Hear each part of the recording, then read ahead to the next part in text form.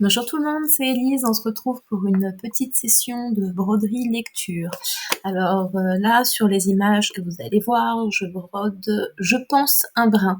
Je suis pas tout à fait sûre de la quantité. J'hésite entre, pas un brin, n'importe quoi, un fil. Donc entre 2 fois 3 brins ou 3 fois 3 brins, donc un fil et demi. Je peux plus vous dire. C'est des images que j'ai tournées il y a assez longtemps. Je dirais bien janvier. Nous sommes actuellement en avril et je ne fais la prise de voix que maintenant parce que j'ai pas eu le temps. Allez, ah oui, je voulais vous dire aussi que j'ai fait pas mal de coupes parce que j'étais hors champ, donc bah voilà, c'est pas super agréable quand vous ne voyez rien, hein, je comprends. On est toujours en vitesse 1,5 et puis bah place à la lecture. Mais nous vendons tout pour rien, cria-t-il gaiement en prenant derrière lui l'éventail de Madame Desforges resté sur le guéridon. Tenez, voici cet éventail. Vous dites qu'il a coûté ? La chantilly 25 francs et la monture 200, dit Henriette. Eh bien, le chantilly n'est pas cher. Pourtant, nous avons le même à 18 francs. Quant à la monture, chère madame, c'est un vol abominable. Je n'oserais vendre l'appareil plus de 90 francs. Je le disais bien, cria Madame Bourdelais. 90 francs, murmura Madame de Beauve. Il faut vraiment ne pas avoir un sou pour s'en passer. Elle avait repris l'éventail, l'examinait de nouveau avec sa fille blanche, et, sur sa grande face régulière, dans ses larges yeux dormants, montait l'envie contenue et désespérée du caprice, qu'elle ne pourrait contenter. Puis, une seconde fois, l'éventail fit le tour de ces dames au milieu des remarques et des exclamations. Monsieur de Beauve et Valagnosc, cependant, avaient quitté la fenêtre, tandis que le premier revenait se placer derrière Madame Guibal, dont il fouillait du regard le corsage. De son air correct et supérieur, le jeune homme se penchait vers Blanche, en tâchant de trouver un mot aimable. « C'est un peu triste, n'est-ce pas, mademoiselle, cette monture blanche avec cette dentelle noire ?»« Oh, moi, répondit-elle toute grave, sans qu'une rougeur colorât sa figure soufflée, j'en ai vu un en acre et plume blanche, quelque chose de virginal. » Monsieur de Beauve, qui avait surpris sans doute le regard navré dont sa femme suivait l'éventail, dit enfin son mot dans la conversation. « Ça se casse tout de suite, ces petites machines. »« Ne m'en parlez pas, déclara Madame Guibal avec sa moue de belle rousse, jouant l'indifférence. Je suis lasse de faire recoller les miens. » Depuis un instant, Madame Marty, très excitée par la conversation, retournait fiévreusement son sac de cuir rouge sur ses genoux. Elle n'avait pu encore montrer ses achats, elle brûlait de les étaler dans une sorte de besoin sensuel. Et brusquement, elle oublia son mari. Elle ouvrit le sac, sortit quelques mètres d'une étroite dentelle roulée autour d'un carton. « C'est cette Valencienne pour ma fille, dit-elle. Elle a 3 centimètres et délicieuse, n'est-ce pas ? 1,90 francs. » La dentelle passa de main en main. Ces dames se récriaient. Mouret affirma qu'il vendait ses petites garnitures au prix de fabrique. Pourtant, Madame Marty avait refermé le sac, comme pour y cacher des choses qu'on ne montre pas. Mais devant le succès de la Valencienne, elle ne put résister à l'envie d'en tirer encore un mouchoir. Il y avait aussi ce mouchoir, de l'application de Bruxelles, ma chère. Oh, une trouvaille, 20 francs. Et dès lors, le sac devint inépuisable. Elle rougissait de plaisir. Une pudeur de femme qui se déshabille la rendait charmante et embarrassée à chaque article nouveau qu'elle sortait. C'était une cravate en blonde espagnole de 30 francs. Elle n'en voulait pas, mais le commis lui avait juré qu'elle tenait la dernière et qu'on allait les augmenter. C'était ensuite une voilette de chantilly, un peu chère, 50 francs. Si elle ne la portait pas, elle en ferait quelque chose pour sa fille. Mon Dieu, les dentelles, c'est si joli, répétait-elle avec son sourire nerveux. Moi, quand je suis là-dedans, j'achèterai le magasin. Et ceci, lui demanda Madame de Beauve en examinant un coupon de guipure. Ça, répondit-elle, c'est un entre-deux. Il y en a 26 mètres. 1 franc le mètre, comprenez-vous ? Tiens, dit Madame Bourdelais surprise, que voulez-vous donc en faire ? Ma foi, je ne sais pas, mais elle était si drôle de dessin. À ce moment, comme elle levait les yeux, elle aperçut en face d'elle son mari terrifié.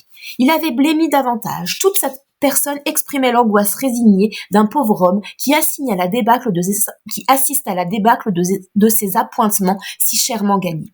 Chaque nouveau bout de dentelle était pour lui un désastre, d'amères journées de professorat englouties, des courses au cachet dans la boue dévorées, l'effort continu de sa vie aboutissant à une gêne secrète, à l'enfer d'un ménage nécessiteux. Devant l'effarement croissant de son regard, elle voulut rattraper le mouchoir, la voilette, la cravate, et elle promenait ses mains fiévreuses. Elle répétait avec des rires gênés. « Vous allez me faire gronder par mon mari. Je t'assure, mon ami, j'ai été encore très raisonnable, car il y avait une grande pointe à 500 francs. Oh, merveilleuse !» « Pourquoi ne l'avez-vous pas acheté ?» dit tranquillement Madame Guibal. « Monsieur Marty est le plus galant des hommes. » Le professeur dut s'incliner en déclarant que sa femme était bien libre, mais à l'idée du danger de cette grande pointre, un froid de glace lui avait coulé dans le dos. Et comme Mouret affirmait justement que les nouveaux magasins augmentaient le bien-être des ménages de la bourgeoisie moyenne, il lui lança un terrible regard, l'éclat de haine d'un timide qui n'ose étrangler les gens. D'ailleurs, ces dames n'avaient pas lâché les dentelles, elles s'engrisaient, les pièces se déroulaient, allaient et revenaient de l'une à l'autre, les rapprochant encore, les liant de fils légers. C'était, sur leurs genoux, la caresse d'un tissu miraculeux de finesse, où leurs mains coupables s'attardaient. Et elles emprisonnaient Mouret plus étroitement, elles l'accablaient de nouvelles questions. Comme le jour continuait de baisser, comme le jour continuait de baisser, il devait par moments pencher la tête, effleurer de sa barbe leur chevelure pour examiner un point, indiquer un dessin. Mais, dans cette volupté molle du crépuscule, au milieu de l'odeur échauffée de leurs épaules, il demeurait quand même leur maître, sous le ravissement qu'il affectait. Il était femme, elle se sentait pénétrée et possédée par ce sens délicat qu'il avait de leur être secret, et elle s'abandonnait, séduite, tandis que lui, certain de les avoir alors à sa merci, apparaissait, trônant brutalement au-dessus d'elle comme le roi despotique du chiffon. « Oh, monsieur Mouret !» balbutiaient des voix chuchotantes et pâmées au fond des ténèbres du salon. La blancheur mourante du ciel s'éteignait dans les cuivres des meubles. Seules les dentelles gardaient un reflet de neige sur les genoux sombres de ces dames, dont le groupe confus semblait mettre autour du jeune homme de vagues agenouillements dévotes. Une dernière clarté luisait au flanc de la théière, une lueur courte et vive de veilleuse qui aurait brûlé dans une alcôve attiédie par le parfum du thé. Mais tout d'un coup, le domestique entra avec 2 lampes, et le charme fut rompu. Le salon s'éveilla clair et gai. Madame Marty replaçait les dentelles au fond de son petit sac. Madame de Beauve mangeait encore un baba, pendant qu'Henriette, qui s'était levée, causait à demi-voix avec le baron dans l'embrasure d'une fenêtre. « Il est charmant, dit le baron. N'est-ce pas » laissa-t-elle échapper dans un cri involontaire de femme amoureuse. Il sourit. Il la regarda avec une indulgence paternelle. C'était la première fois qu'il la sentait conquise à ce point. Et trop supérieur pour en souffrir, il éprouvait seulement une compassion à la voir aux mains de ce gaillard si tendre et si parfaitement froid. Alors, il crut devoir la prévenir. Il murmura sur un ton de plaisanterie. « Prenez garde, ma chère, il vous mangera toutes. » Une flamme de jalousie éclaira les beaux yeux d'Henriette. Elle devinait sans doute que Mouret s'était simplement servi d'elle pour se rapprocher du baron. Et elle jurait de le rendre fou de tendresse, lui dont l'amour d'homme pressé avait le charme facile d'une chanson jetée à tous les vents.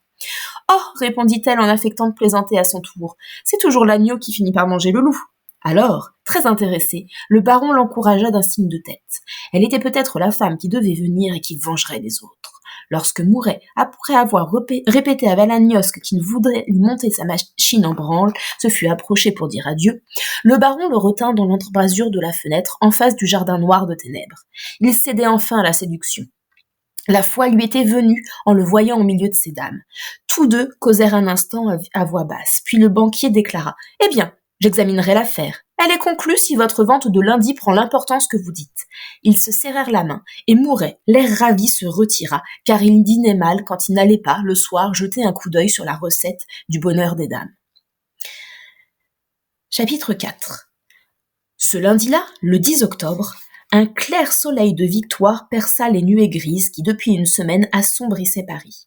Toute la nuit encore, il avait bruiné une poussière d'eau dont l'humidité salissait les rues. Mais au petit jour, sous les haleines vives qui emportaient les nuages, les trottoirs s'étaient essuyés et le ciel bleu avait une gaieté limpide de printemps. Aussi, le bonheur des dames, dès 8 heures, flambait-il aux rayons de ce clair soleil dans la gloire de sa grande mise en vente des nouveautés d'hiver. Des drapeaux flottaient à la porte, des pièces de lainage battaient l'air frais du matin, animant la place Gaillon d'un vacarme de fête foraine, tandis que, sur les 2 rues, les vitrines développaient des symphonies d'étalage dont la netteté des glaces avivait encore les tons éclatants. C'était comme une débauche de couleurs, une joie de la rue qui crevait là, tout un coin de consommation largement ouvert, et où chacun pouvait aller se réjouir les yeux. Mais à cette heure, il entrait peu de monde, quelques rares clientes affairées, des ménagères du voisinage, des femmes désireuses d'éviter l'écrasement de l'après-midi.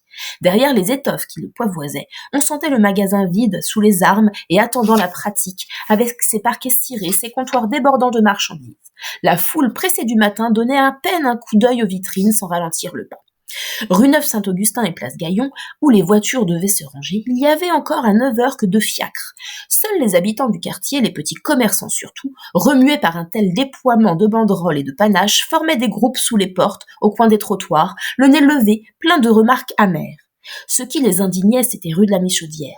Devant le bureau du départ, une des 4 voitures que Mouret venait de lancer dans Paris. Des voitures à fond vert réchampis de jaune et de rouge, et dont les panneaux fortement vernis prenaient au soleil des éclats d'or et de pourpre. Celle-là, avec son bariolage tout neuf, écartelé du nom de la maison sur chacune de ses faces et surmonté en outre d'une pancarte où la mise en vente du jour était annoncée, finit par s'éloigner au trot d'un cheval superbe lorsqu'on eut achevé de l'emplir des paquets restés de la veille, et jusqu'au boulevard Baudu, qui blêmissait sur le seuil du Vieil Elbeuf, le regarda rouler, promenant à travers la ville ce nom détesté du bonheur des dames dans un rayonnement d'astres. Cependant, quelques fiacres arrivaient et prenaient la file.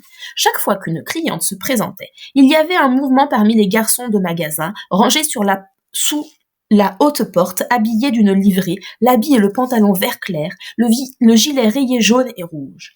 Et l'inspecteur Jouve, l'ancien capitaine retraité, était là, en redingote et en cravate blanche, avec sa décoration, comme une enseigne de vieille probité, accueillant les dames d'un air gravement poli, se penchant vers elles pour leur indiquer les rayons. Puis, elle disparaissait dans le vestibule changé en un salon oriental. Dès la porte, c'était ainsi un émerveillement, une surprise qui toutes les ravissait. Mouret avait eu cette idée. Le premier, il venait d'acheter devant le Levant à des conditions excellentes une collection de tapis anciens et de tapis neufs, de ces tapis rares que seuls les marchands de curiosités vendaient jusque-là très cher. Et il allait en inonder le marché. Il décédait presque à prix coûtant en tirant simplement un décor splendide qui devait attirer chez lui la haute clientèle de l'art. Du milieu de la place Gaillon, on apercevait ce salon oriental fait uniquement de tapis et de portières que des garçons avaient accrochés sous ses ordres. D'abord, au plafond étaient tendus des tapis de Smyrne, dont les dessins compliqués se détachaient sur des fonds rouges. Depuis, des 4 côtés, pendaient des portières. Les portières de Caramani, de Syrie, zébrées de vert, de jaune, de vermillon, les portières de Békir, plus communes, rudes à la main, comme des saillons de berger ou encore des tapis pouvant servir de tenture, les longs tapis d'Ispahan, de Téhéran et de Kermanshah, les tapis plus larges de Chouchmaka et de Madras, floraisons étranges de pivoine et de palmes, fantaisie lâchée dans le jardin de rêve.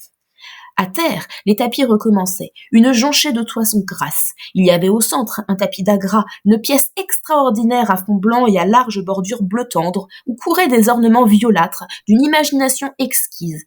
Partout, ensuite, s'étalaient des merveilles. Les tapis de la Mecque aux reflets de velours, les tapis de prière du Daghestan à la pointe symbolique, les tapis du Kurdistan semés de fleurs épanouies. Enfin, dans un coin, un écroulement à bon marché, des tapis de Guerdès, de Koula et de Kichir, en tas depuis 15 francs. Cette tente de pacha somptueux était meublée de fauteuils et de divans, faits avec des sacs de chameau, les uns coupés de losanges bariolés, les autres plantés de roses naïves. La Turquie, l'Arabie, la Perse, les Indes étaient là. On avait vidé les palais, dévalisé les mosquées et les bazars. L'or fauve dominait, dans l'effacement des tapis anciens, dont les teintes fanées gardaient une chaleur sombre, un fondu de fournaise éteinte, d'une belle couleur cuite de vieux maîtres. Et des visions d'Orient flottaient sous le luxe de cet art barbare, au milieu de l'odeur forte que les vieilles laines avaient gardée du pays de la vermine et du soleil. Le matin, à 8 heures, lorsque Denise, qui allait justement débuter ce lundi-là, avait traversé le salon oriental, elle était restée saisie, ne reconnaissant plus l'entrée du magasin, achevant de se trouver dans ce décor de harem planté à la porte. Un garçon l'ayant conduite sous les combles et remise entre les mains de Madame Cabin, chargée du nettoyage et de la surveillance des chambres, celle-ci l'installa au numéro 7, où l'on avait déjà monté sa malle. C'était une étroite cellule mansardée, ouvrant sur le toit par une fenêtre à tabatière, meublée d'un petit lit, d'une armoire de noyer, d'une table de toilette et de 2 chaises.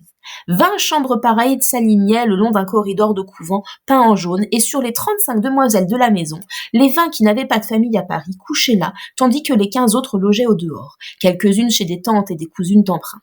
Tout de suite, Denise ôta la mince robe de laine usée par la brosse raccommodée aux manches, la seule qu'elle eût apportée de Valogne. Puis elle passa l'uniforme de son rayon, une robe de soie noire qu'on avait retouchée pour elle et qui l'attendait sur le lit.